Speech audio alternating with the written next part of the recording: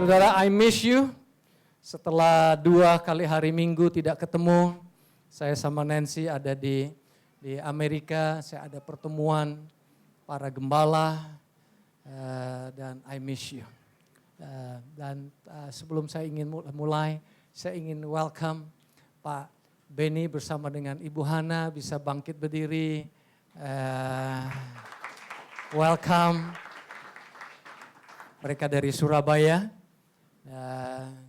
Dan kemarin mereka opening new office di Jakarta, usaha mereka ada di Surabaya, di Semarang. Kemarin mereka minta saya mendoakan usaha mereka di Sunter. So it's pleasure to have you back. Saudara, saya dapat firman Tuhan yang saya ingin bagikan hari ini tentang sesuatu yang bagus menurut saya. Tuhan itu luar biasa. Dia memberikan kesempatan kepada saudara dan saya di tengah-tengah kegelapan. Dia bilang kita tidak perlu takut dengan kegelapan yang ada. Kita boleh arise, kita boleh bangkit, dan kita bahkan boleh bersinar di tengah-tengah kegelapan, saudara. Sudah tahu ini gambar siapa? Kalau nggak salah ini kayaknya Pastor Denny ya. Luar biasa, dia sedang bersinar, dia sedang bangkitnya. Ganteng nggak dia ini? Ganteng ya. Luar biasa. Dan Yesaya, Nabi Yesaya ini dia bernubuat. Dia melihat dengan kacamata ilahi. Di tengah-tengah bangsa Israel yang sedang pulang dari Babylon. Di tengah-tengah bangsa Israel yang tidak punya pengharapan. Di tengah kota mereka yang runtuh. Di tengah harapan mereka yang hopeless. Tetapi Yesaya ini memang luar biasa. Bahasa dia itu bukan bahasa bumi. Bahasa dia itu bukan bahasa dunia. Tapi Yesaya berbahasa bahasa surga. Yesaya berbahasa dari heaven, dari Tuhan. Walaupun secara fakta bangsa Israel sedang down. Dengan berbagai alasan, kota mereka tidak dibangun dengan baik. Mereka adalah orang-orang yang tidak punya harta benda lagi karena dibuang dari Babylon baru kembali. Mereka tidak ada punya pengharapan, mungkin bisnis mereka sedang down, mungkin keluarga ada masalah. Tetapi cara melihatnya Yesaya is different. Dia melihat dengan kacamata Tuhan. Biasanya kalau kita ada masalah, kita mulai menyanyikan lagu Ebit. Nggak usah disambung ya. Kita mulai tanya kepada rumput yang bergoyang. Tetapi Tuhan itu luar biasa. Dia melihat dengan kacamata ilahi. Dia melihat dengan kacamata pengorbanan Tuhan Yesus Kristus. Sehingga Yesaya walaupun pada waktu itu walaupun Yesus belum lahir. Dia paling tidak sudah mendapatkan glimpse. Dia sudah mendapatkan kira-kira bayangannya terlebih dahulu. Sehingga dia bilang kepada bangsanya. Dia bilang, come on, arise, shine. Bangkitlah, bersinarlah sebab terangmu sudah datang dan kemuliaan Tuhan terbit atasmu. Keren Yesaya. Oleh sebab itu saya senang baca Alkitab. Bukan karena saya pendeta harus baca Alkitab. Tapi setiap kali saya baca Alkitab, saya memiliki perspektif ilahi. Enak kan ya? Di tengah-tengah dunia yang punya tantangan yang besar, di tengah-tengah banyak teman-teman yang tidak punya harapan dan news demi berita yang selalu ngomongnya negatif, Tuhan memberikan channel yang positif lewat firman Tuhan. Amin saudara ya, luar biasa sekali. Dan Yesus berkata, saudara adalah terang dunia. Pada waktu itu Yesus belum mati di atas kayu salib. Dia belum menyelesaikan penebusannya. Dan murid-muridnya masih sebahagian ngerti firman, sebagian gak ngerti. Petrus yang sok jago. Dan murid-muridlah yang saling bertengkar, mencari posisi dan lain sebagainya. Tetapi di tengah-tengah kekurangan murid-murid Tuhan Yesus, Yesus berkata dengan kacamata surgawi, dia bilang, you are the lights of the world. Saudara dan saya adalah terang dunia. Keren Tuhan. Saya bangga sama Tuhan. Pertanyaannya seringkali adalah, do you believe it or not? Tapi saya percaya di sini kita semua percaya. Amin. Amin. Dan teman saya juga percaya, saudara. Teman saya juga percaya. Saya baru dengar kesaksiannya berapa minggu yang lalu. Dia itu tinggal di satu kota, saudara. Ini orang-orang kita sendiri. Dia tinggal di satu kota. Dan di kotanya itu baru di-re-elected seorang mayor, wali kota. Dan wali kota ini unfriendly menurut banyak orang lain. Jadi kalau ada wali kota yang unfriendly, kalau ada orang yang kurang bersahabat, kecenderungan kita tidak ingin dekat orang sama seperti itu dong ya. Kita mendingan jauh-jauh sama orang tersebut, jangan-jangan dia ada apa-apanya nanti sama kita. Tetapi teman saya ini, dia mengambil keputusan untuk tidak menjauhi wali kota ini, karena dia percaya dia adalah terang dunia. Dan dia ajak asistennya mengunjungi wali kota ini, ngobrol sama wali kota ini. Dan sebelum akhir daripada obrolannya, dia menawarkan doa kepada wali kota ini. Walaupun wali kotanya gak minta mungkin ya. Walaupun wali kotanya gak tahu sudah kenal Tuhan atau tidak. Karena teman saya ini percaya dia adalah terang dunia, terang itu bersinar. Jadi dia memberanikan dirinya untuk offer prayer. Mau gak Pak Wali Kota saya doakan, ada sesuatu yang saya perlu doakan buat Anda enggak? Dan kemudian wali kota itu mengambil handphonenya dan menunjukkan foto itu kepada teman saya. Dan foto itu adalah foto daripada cucunya yang paralyzed, yang lumpuh dan tidak bisa berjalan. Dan teman saya bilang, oke, we'll pray for him. Dan kemudian teman saya mendoakan anak cucunya itu dan dia pulang ke rumah. Selang beberapa waktu, ada satu hari teman saya mendapatkan teks SMS dari wali kota. Where is your service and what time? Kebaktian jam berapa, di mana, jam berapa, dikasih tahu jamnya dan alamatnya. Dan hari Minggu wali kota itu datang dengan istrinya ke gereja. Berdiri sebelah dia sama teman saya. Kemudian teman saya say hi dan kemudian nanya sama Pak Wali Kota, how are you doing? Kemudian Wali Kota ini mengambil handphonenya lagi dan menunjukkan foto video kali ini dari cucunya dan cucunya sudah berjalan dan bermain. Wow. You are the light of the world, saudara dan saya adalah terang dunia yang luar biasa. Dan saya berdoa, saudara dan saya percaya. Bahkan Paulus bilang kepada Timotius, Timotius itu muridnya, Timotius itu anak rohaninya. Dan Timotius ada satu saat orangnya minder. Ada saatnya Timotius itu dia merasa dia masih muda, dia merasa tidak seperti orang lain, merasa tidak bisa.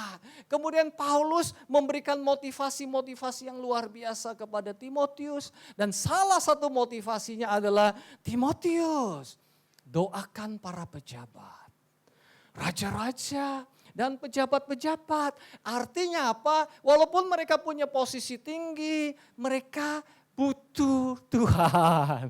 Walaupun posisi mereka tinggi, tetapi mereka tidak ada apa-apanya tanpa Tuhan.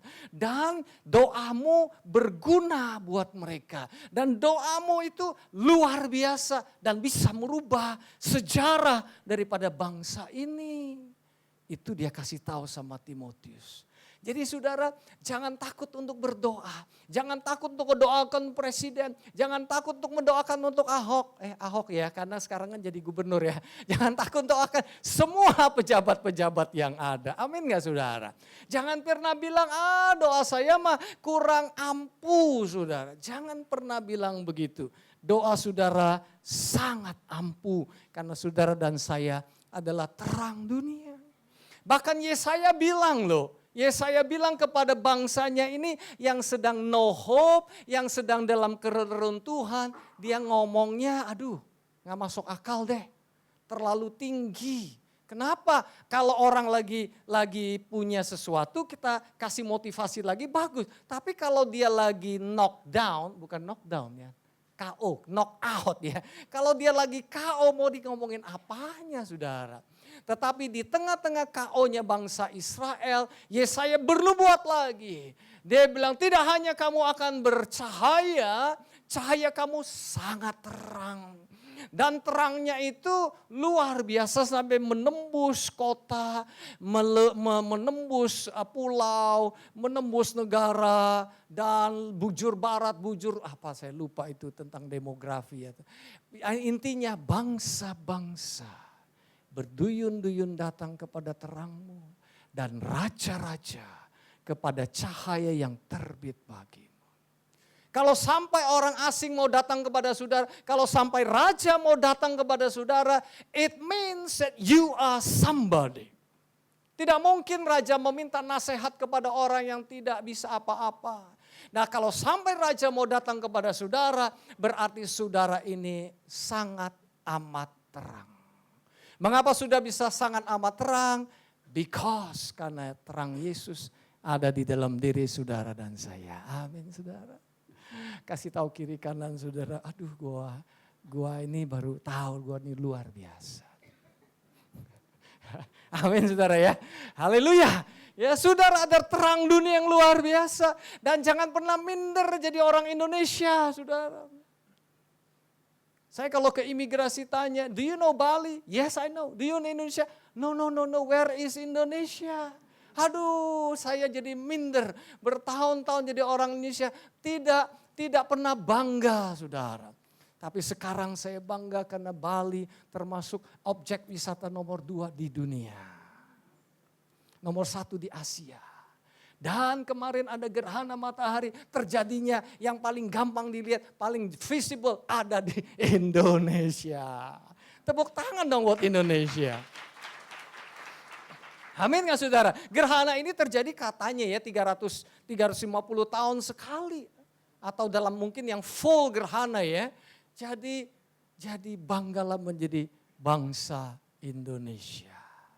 Tapi yang terlebih bangga lagi adalah kita adalah terang dunia. Amin saudara? Amin. Si iblis bagaimana kabarnya?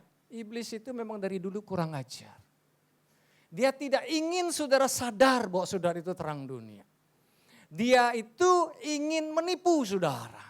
Dia ingin menghancurkan identitas saudara sebagai terang dunia. Tetapi iblis itu tidak berkuasa sebenarnya sama saudara. Tidak berkuasa dia. Dia tidak bisa mengalahkan saudara dan saya. Mengapa? Karena saudara diciptakan sesuai dengan rupa dan gambar Allah. Dan tidak ada satu orang pun yang bisa mengalahkan orang yang diciptakan sesuai dengan rupa dan gambar Allah. Nobody, including devil, no. Tetapi si iblis tidak bisa menguasai manusia. Jadi senjata iblis itu bukan pakai kekuatan. Senjata iblis itu pakai otak, saudara. Dia membohongi Adam dan Hawa. Yang dibohongin apanya? Yang dibohongin adalah tentang siapa Adam itu, siapa Hawa itu, siapa identitas Adam dan Hawa. Adapun ular ialah binatang yang paling cerdik dari segala binatang di darat yang dijadikan oleh Tuhan Allah. Ular itu berkata kepada perempuan itu, tentulah Allah berfirman semua pohon dalam taman ini jangan kamu makan buahnya bukan? Lihat dari ayat ini si iblis itu dia gak bisa menangin, dia gak bisa mengalahkan Adam dan Hawa. Tetapi dia pakai senjata bohong. Dia bilang Adam dan Hawa, Tuhan gak sayang sama kamu. Kalau dia sayang pasti semua dikasih makan dong. Kalau dia gak kasih makan berarti dia bukan bapak yang baik. Dengan kata lain kalau dia pun bapak yang baik, kamu bukan anak yang baik. Kamu kurang di hadapan Tuhan. Jadi dia gak kasih kamu makan dari buah dari pohon yang ada di Taman Eden ini. He is holding something from you. Dia bilang sama Adam dan Hawa. Dengan kata lain dia sedang membohongi Hawa. Dengan kata lain dia bilang, Hawa kamu ini gak disayang sama Tuhan. Kamu ini bukan ciptaan Tuhan yang luar biasa. Kalau kamu ciptaan Tuhan yang luar biasa, pasti kamu dikasih makan sama Bapakmu di surga. Jadi dia menyerang identitas daripada Adam dan Hawa. Tapi pertama-tama Hawa tidak tertipu loh saudara. Hawa pinter juga loh saudara. Hawa bilang begini, buah pohon-pohonan dalam taman ini boleh kami makan. Tetapi tentang buah pohon yang ada di tengah-tengah itu gak boleh. Lagi pula yang di tengah-tengah itu, that was harmful for us. Itu berbahaya buat kita. Ya, jadi Hawa pinter juga, nggak bodoh-bodoh amat saudara. Tapi si iblis memang kurang asem. Yang tadi kurang ajar, sekarang kurang asem dia saudara ya. Iblis tidak menyerah, dia melancarkan senjatanya yang lain. Yang paling mematikan. Apa senjata iblis yang mematikan? Bukan mengalahkan saudara. Karena dia tidak bisa mengalahkan saudara. Senjata dia yang utama adalah membohongi saudara. Apanya yang dibohongin? Identitas saudara. Bahwa saudara diciptakan sesuai dengan rupa dan gambar Tuhan. Makanya dia bilang ular itu ngomong sama perempuan ini, no way kamu gak akan mati. Karena bapakmu itu bohong, God lied to you. Dia bilang kamu gak akan mati, bapakmu itu gak benar dia bilang. Dan jadi dia itu melancarkan identitas, serangan identitas kepada Tuhan Bapa di surga juga. Itu kerjaan iblis. Mengapa dia menyerang identitas Bapa? Karena dia tidak berkuasa untuk mengalahkan Tuhan. Satu-satunya yang dia bisa lakukan adalah dengan cara berbohong. Dan yang dia bohongin adalah siapa saudara di dalam Tuhan. Yang dia bohongin adalah karya sempurna Tuhan Yesus di dalam hidup saudara dan saya. Itu saja yang dia tipu. Dia menipu saudara dan saya. Lihat dirty trick-nya yang berikutnya. Dia bilang begini, pada waktu kamu, Allah mengetahui waktu kamu makan, matamu terbuka, kamu akan menjadi seperti Allah. Dengan kata lain, sebelum kamu makan, kamu bukan seperti Allah. Sebelum kamu makan dari pohon pengetahuan baik dan buruk ini, you are not created in the same image of God. Kamu masih gak ada apa-apanya, kamu gak dikasih, kamu gak disayangi. Dia menyerang identitas Adam dan Hawa. Dia bilang kamu akan menjadi seperti Allah. Padahal Adam dan Hawa sudah menjadi Allah. Karena mereka adalah anak-anak Allah. Allah plural gitu ya. Dalam bentuk jamak. Itulah serangan daripada iblis. Mengapa iblis menyerang Adam dan Hawa? Karena dia iri hati. Dia iri hati sama Adam dan Hawa dan dia cemburu karena Adam dan Hawa diciptakan sesuai dengan rupa dan gambar Allah. Adam dan Hawa itu disayang banget sama Tuhan. Makanya iblis iri hati. Dan satu-satunya cara adalah menyerang identitas dari Adam dan Hawa. Saudara dan saya terang dunia. Itu gelar saudara dan saya. Apa gelar iblis saudara? Ada yang tahu? Gelap dunia, ya bener lah gitu ya. Saudara dan saya terang dunia, iblis gelap dunia. Makanya dia iri hati. Saudara begitu terangnya, dia gak kelihatan. Dia iri hati sama saudara. Saudara penuh dengan happiness, bisa tertawa, bisa sukacita. Iblis penuh dengan kebencian. Dia iri sama saudara dan saya. Saudara penuh dengan kasih Bapa, iblis tidak punya kasih Bapa. Jadi dia iri sama saudara dan saya. Saudara bisa bernyanyi, bersukacita, iblis iri hati sama saudara dan saya. Dan dia berharap betul bahwa saudara lupa siapa saudara. Dia berharap betul saudara lupa bahwa saudara ini orang yang dikasihi Tuhan. Dia berharap betul supaya saudara lupa bahwa Tuhan Yesus sudah berkorban dengan baik dan sempurna untuk hidup saudara dan saya. Dia berharap saudara lupa bahwa saudara adalah orang kudus. Dia berharap supaya saudara lupa akan identitas saudara dan saya cantik dan indah di dalam Tuhan Yesus Kristus. Pertanyaan berikutnya, siapa yang cemburu sama Adam dan Hawa? Ya pasti iblis lah. Tuhan mungkin gak cemburu. Gak mungkin Tuhan cemburu. Tuhan justru penuh kasih. Tuhan itu tidak pernah compete sama anak-anaknya. Tuhan itu selalu ingin anak-anaknya lebih bagus daripada orang tuanya. Saya sama Nancy tidak pernah compete dengan Angel sama Joshua. Kalau mereka lebih cantik, mereka lebih ganteng, bangga saya. Kalau mereka lebih pinter, bangga saya. Paling gak memperbaiki keturunan. Ya kan, saya kemana-mana banggain badannya Josh, tinggi dan badannya. Karena apa? Karena saya tidak memiliki size yang seperti itu. Saya gak kompetisi sama mereka. Masa Bapak kompetisi sama anaknya? Gak mungkin lah. Demikian juga Bapak di surga tidak pernah berkompetisi dengan saudara dan saya. Dia tidak pernah jealous sama saudara dan saya. Dia tidak pernah cemburu. Dia justru mengasihi saudara dan saya dengan sangat amat luar biasa. Ya, iblis yang kerjaannya membohongi saudara. Dia bilang saudara gak dikasih Tuhan, saudara gak diberkati Tuhan dan lain sebagainya. Sayangnya Hawa jatuh ya. Tapi saya berdoa kita tidak jatuh saudara. Saudara kita diciptakan sesuai dengan gambar dan rupa Allah. Musa aja di zaman perjanjian lama. Musa saja simbol daripada perjanjian lama. Dia saja sudah tahu bahwa saudara dan saya diciptakan sesuai dengan rupa dan gambar Allah. Jadi kalau sampai ada orang yang gak suka dengan wajah saudara, itu something wrong bukan dengan saudara. Dengan orang itu. Kenapa? Karena saudara dan saya diciptakan sesuai dengan rupa dan gambar Allah. Amin gak saudara? Baca yuk sama-sama ya Kejadian 1:27. Maka Allah menciptakan manusia itu menurut gambar. Menurut gambar Allah diciptakannya dia, laki-laki dan perempuan diciptakannya mereka. Ingat baik-baik, ini yang ngomong Musa di zaman perjanjian lama. Apalagi di dalam perjanjian baru dengan karya Yesus yang sempurna di atas kayu salib. Sayangnya Hawa ketipu ya.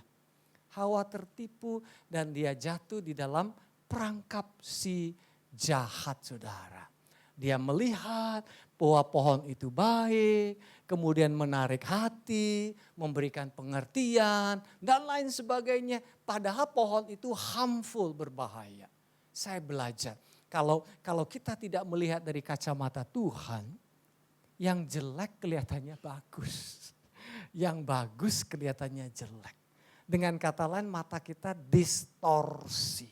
Tapi kalau kita melihat dengan kacamata Tuhan, pandangan kita clear, crystal clear, bersih saudara.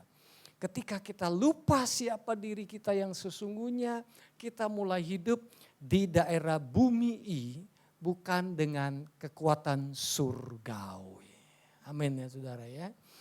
Yang jelek kelihatannya bagus and vice versa. Dan sebaliknya. Maka terbukalah mata mereka berdua dan mereka tahu bahwa mereka telanjang.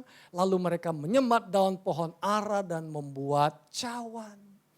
Saudara, tubuh mereka yang penuh dengan kemuliaan surga sekarang harus dipakaikan dengan bahan dari duniawi. Di Adam dan Hawa asli-aslinya gak pakai baju saudara. Tapi mereka tidak malu. Berarti menurut saya ya ada somehow ya belum tubuh kemuliaan seperti Tuhan Yesus menurut saya. Tapi somehow tubuh mereka itu ada kemuliaan daripada surga. Tapi setelah mereka jatuh di dalam dosa tertipu akan jati diri mereka. Akhirnya downgrade lah tubuh mereka. Makanya kita tidak ada di sini yang hidup lebih dari 1000 tahun. Ya. Kita hidup terbatas sekarang hari-hari kita.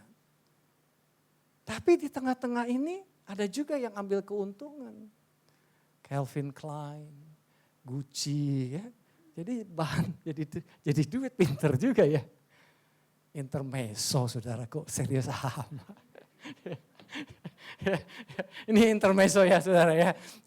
Ini kesempatan buat Chanel untuk menghasilkan banyak duit. Supaya apa? Supaya manusia diberikan, supaya kelihatan beautiful again gitu ya.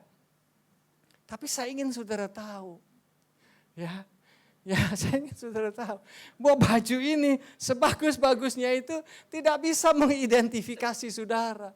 Identitas saudara tidak ditentukan oleh baju saudara, amin. Identitas saudara ditentukan oleh tubuh dan darah daripada Tuhan Yesus Kristus. Yang menurut saudara yang sebelah kiri lebih cantikan yang sebelah kiri atau sebelah kanan? Yang sebelah kiri bajunya Prada itu baju atau apa sih? Hah? Baju ya? Merek ya? Merek sih saya tahu maksudnya merek baju. Baju ya? Ada merek tas ya, tas Prada ya. Kalau baju apa yang terkenal mereknya? Chanel ya. Oke, si yang sebelah kiri itu dia pakai baju Chanel. Yang ini pakai bajunya dari Matahari.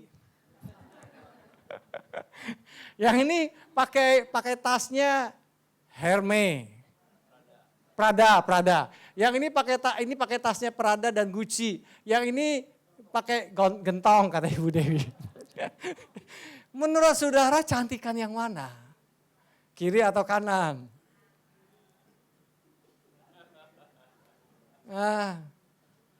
Kalau bisnismen bilang cantikan yang di tengah.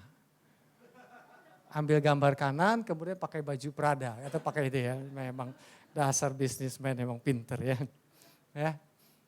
Jadi saudara, identitas diri saudara itu luar biasa. Minggu lalu saya nggak janjian sama Pak Sohari. Dia khotbahin tentang kejadian juga. Dan kemudian kan dia bilang Hawa makan. Kemudian kasih ke Adam kan. Adam makan. Kan gitu ya. Kemarin ngomongnya gitu ya. Rupanya minggu lalu waktu saya ketemu sama lagi ngobrol-ngobrol di meja makan. Yang itu toh firman yang diingat. Yang lain lupa gitu ya. Jadi itu yang jadi pembicaraan saudara ya. Bukan firman itu toh yang diingat ya, bercanda ya saudara ya. Dan waktu saya ingat renungin lagi apa yang Pastor Hari katakan, saya pengen tanya, Pastor Hari, dam itu Adam atau DUMB?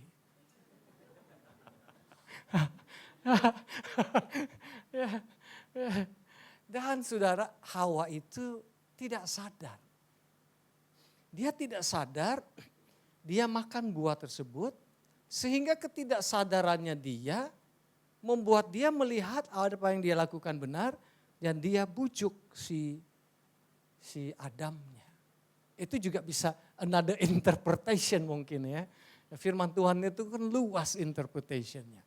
Jadi kalau kita hidup dengan kacamata bumi, kita tidak bisa melihat dengan kacamata surgawi.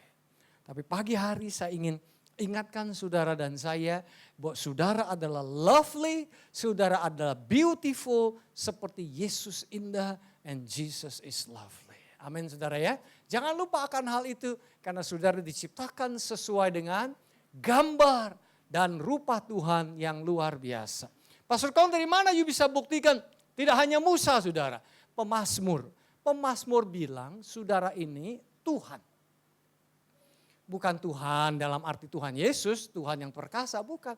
Tapi saudara ini anak-anak Tuhan, berarti saudara ini juga Tuhan. Itu pemazmur yang bilang, saya kasih ayatnya saudara. Saya nggak buat sendiri.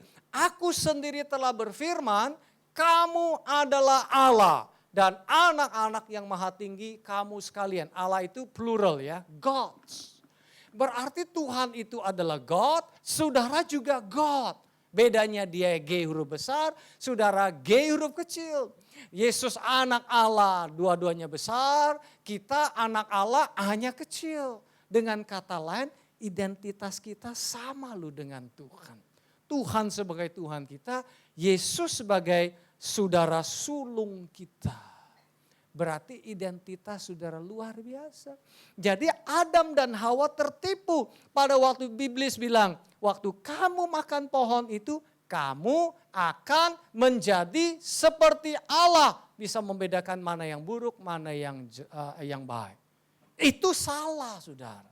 Si iblis, si Hawa entertain percakapan dengan si iblis. Salah dia. Mestinya dia tidak perlu entertain iblis, dia yakin akan identitasnya. Nanti kita lihat bagaimana Tuhan Yesus mengalahkan iblis saudara. Bukan kamu akan menjadi Allah, kamu sudah Allah.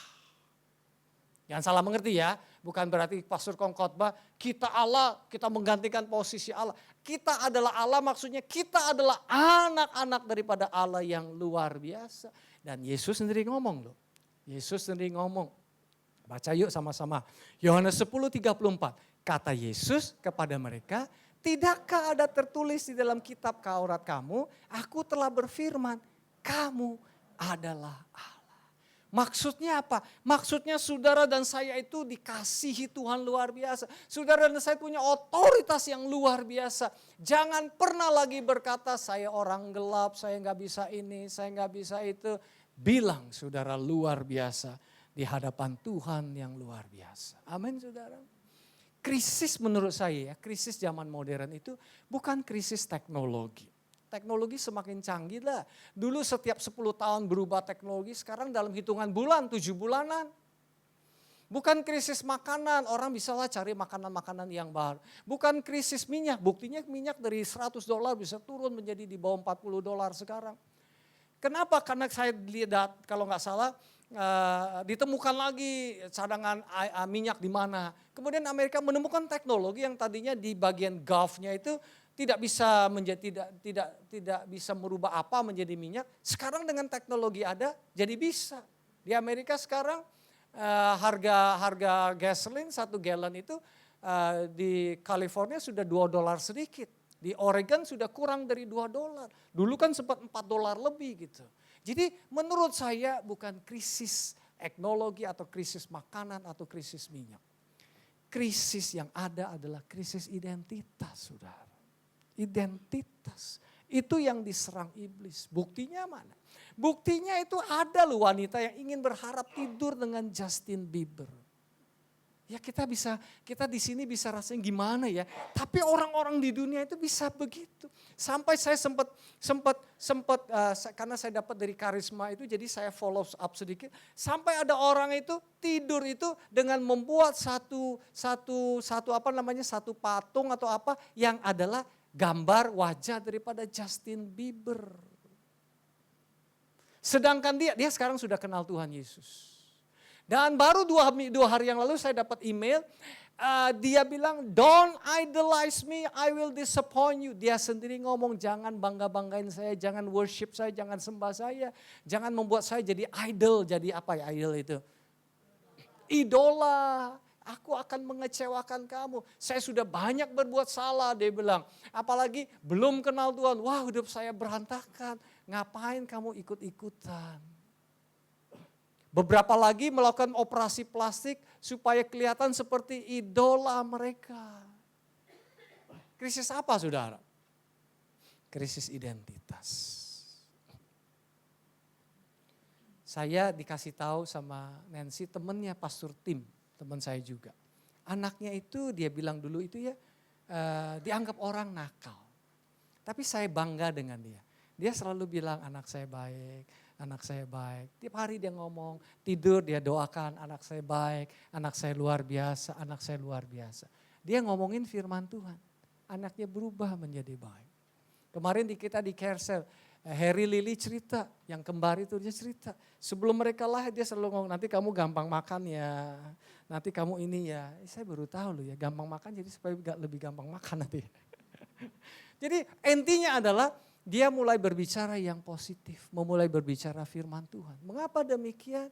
Karena anak-anak saudara dan saya diciptakan sesuai rupa dan gambar Bapa kita di surga. Amin saudara. Amin enggak? Demikian juga kalau kita ngomongin suami kita, ada saat-saatnya suami kita nyebelin. Ada saat-saat istri kita pasti. Tapi coba berbahasa-bahasa yang positif. Kok ada amin nih? Amin dong. Amin. Ya amin. Engkau cantik istri. Jangan pernah ngomongin istri saudara gendut. Jangan pernah. Itu bahaya. Jangan. Sekali-sekali jangan. Itu hukum ke-11, that 11th commandment. Amin. Oh pastor gak ngikutin sih yang Justin Bieber gitu-gituan. You are old fashion, saya tahu.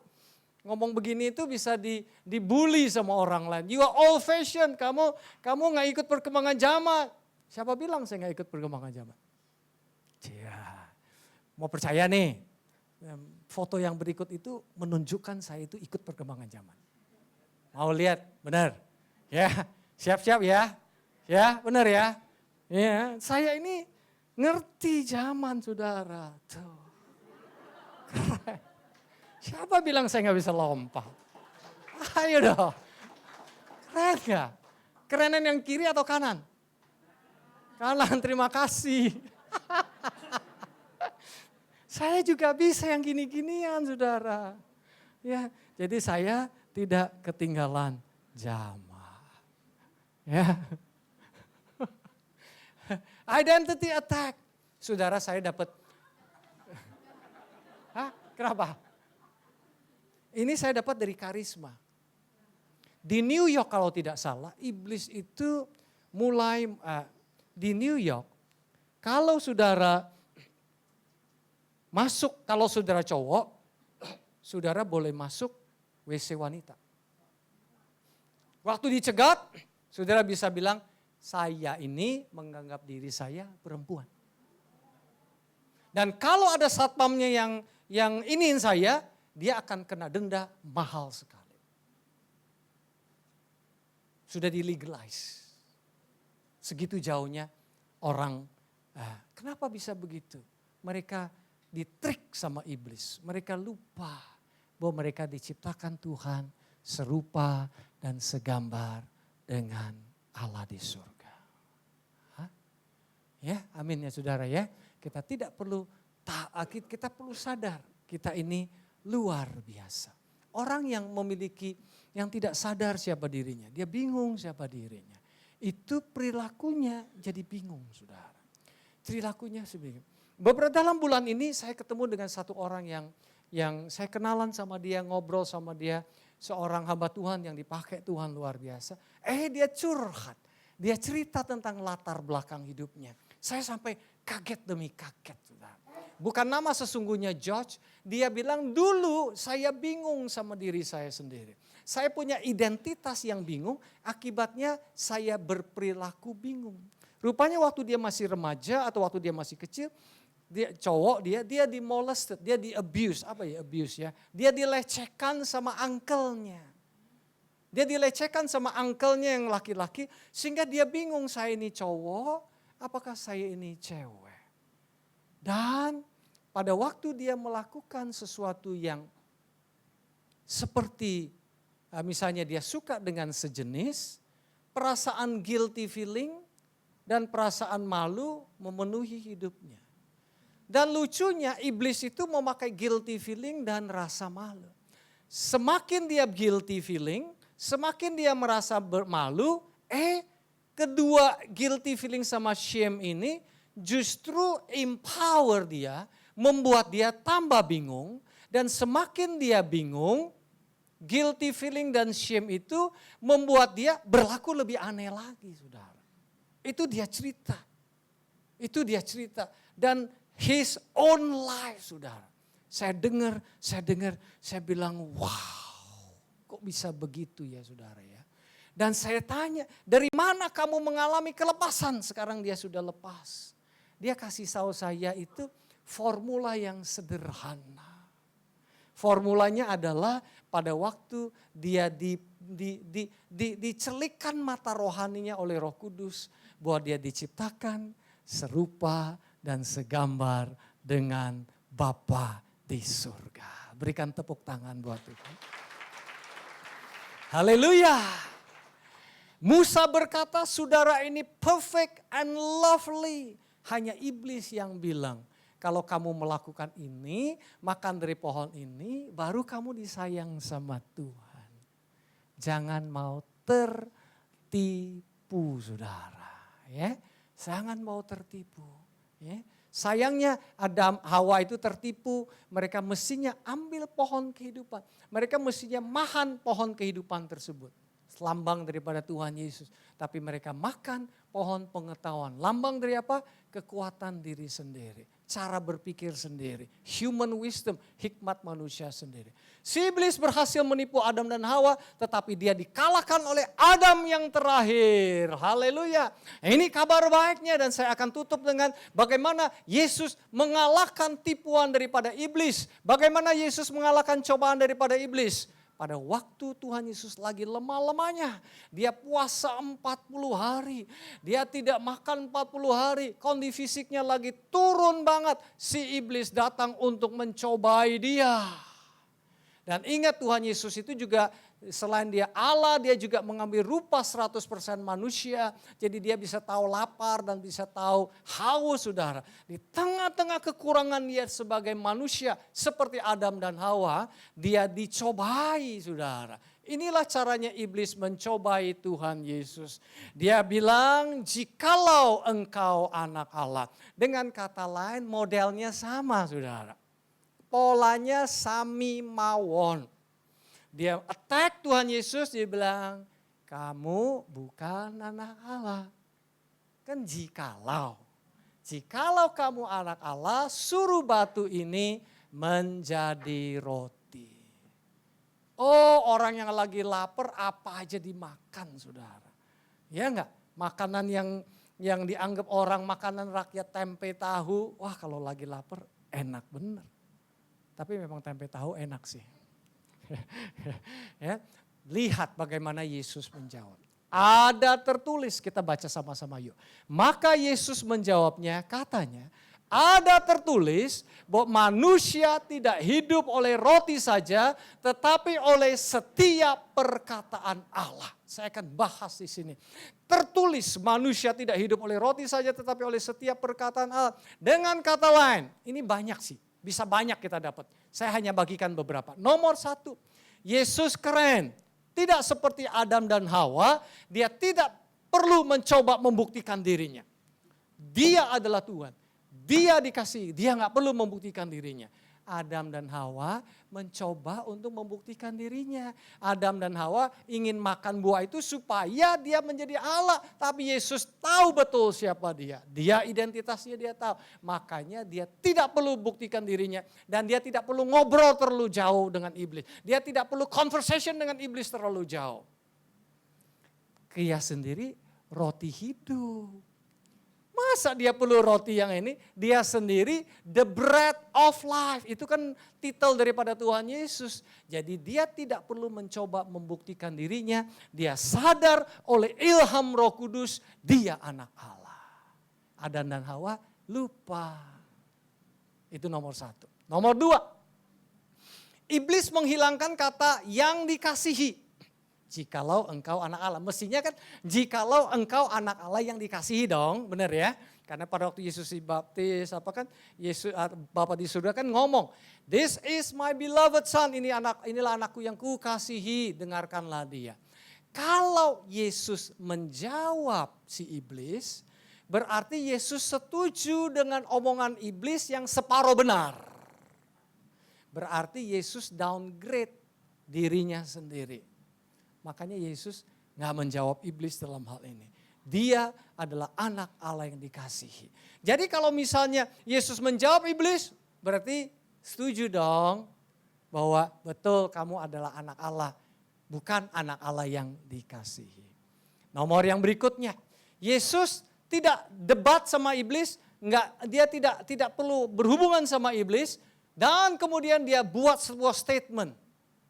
Karena dia tahu Adam dan Hawa sudah jatuh. Makanya dia buat statement.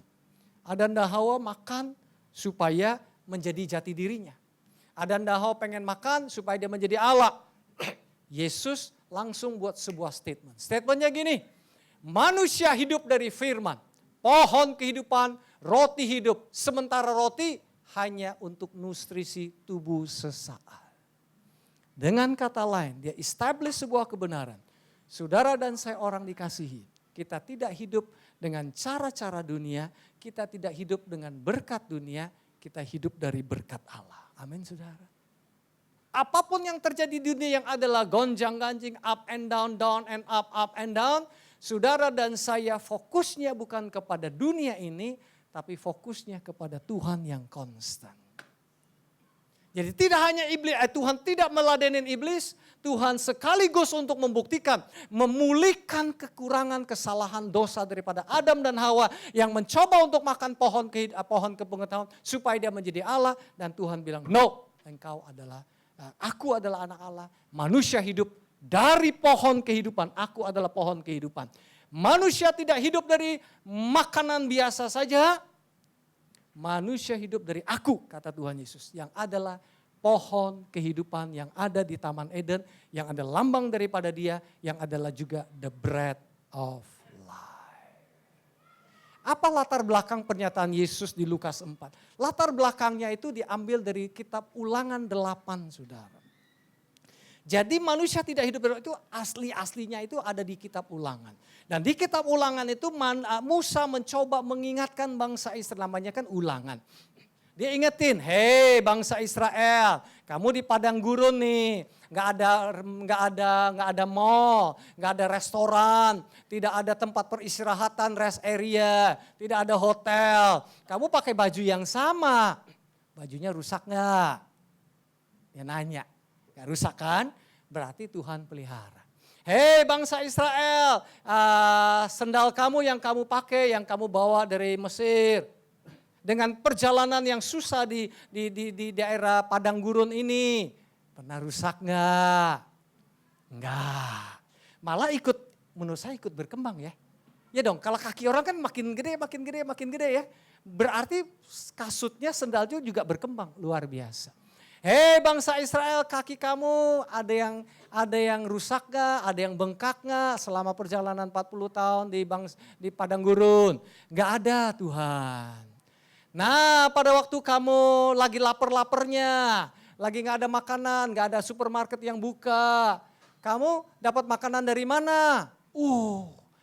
Khusus diturunkan Tuhan dari surga. Wow.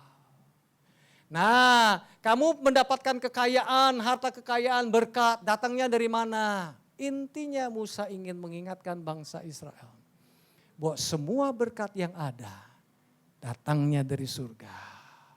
Tuhanlah sumber segalanya. Amin, saudara.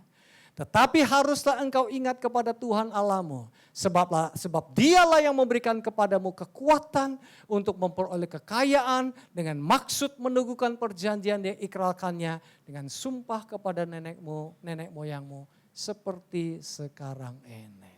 Amin. Saya tutup dengan kesaksian ini, saudara. Kesaksian ini dari Walnut City Blessing di LA. Pastor Paul cerita sama saya.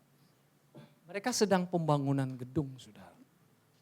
Dan ibu ini punya hati. Ibu ini kerjanya kerja kasar, restoran.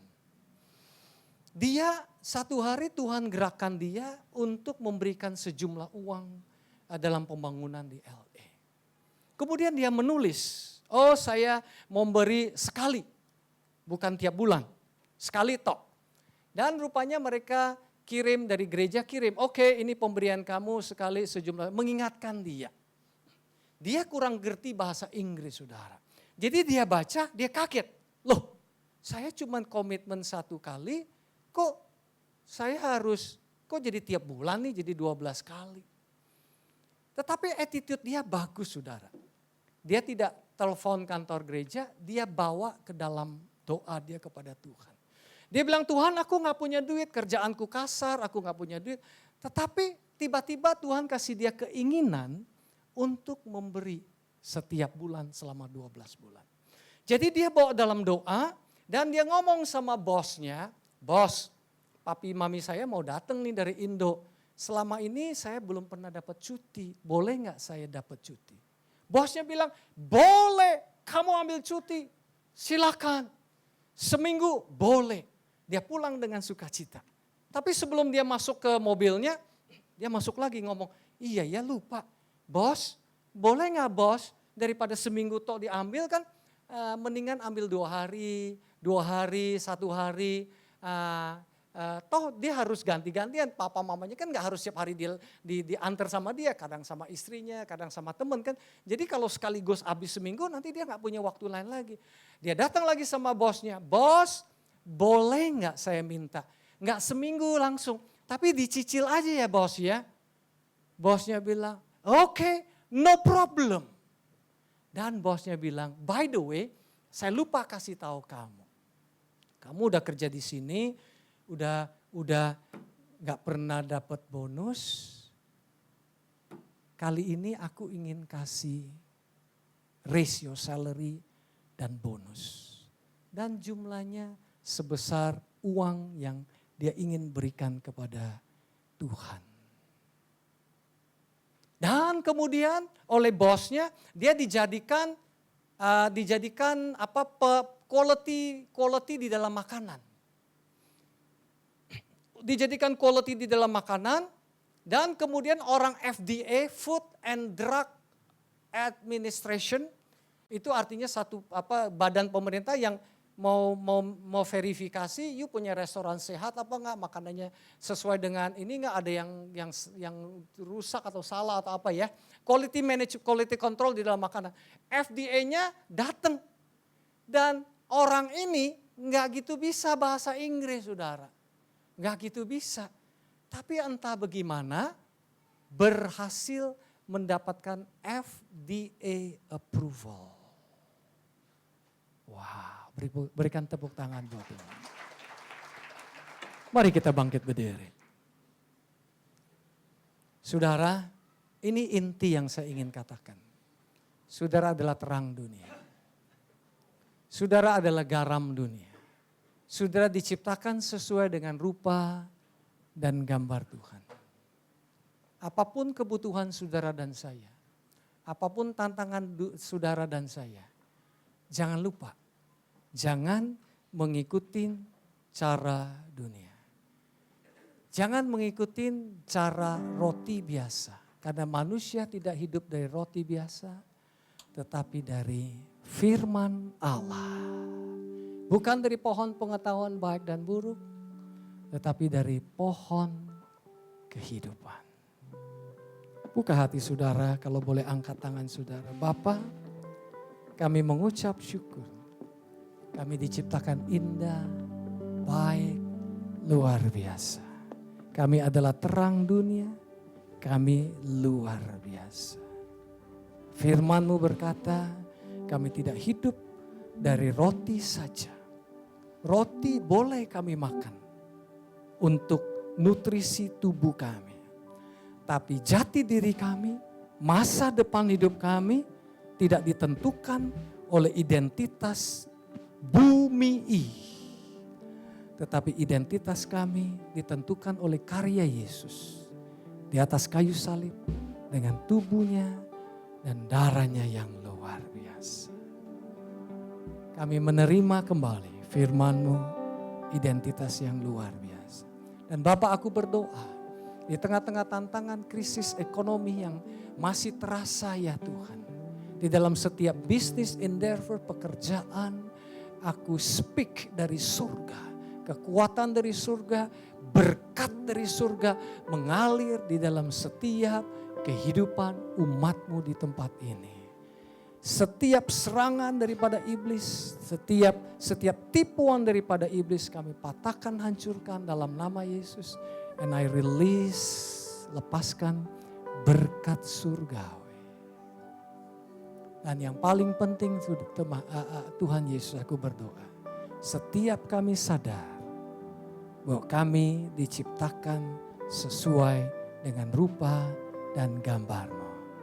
In Jesus' name. Yang percaya katakan.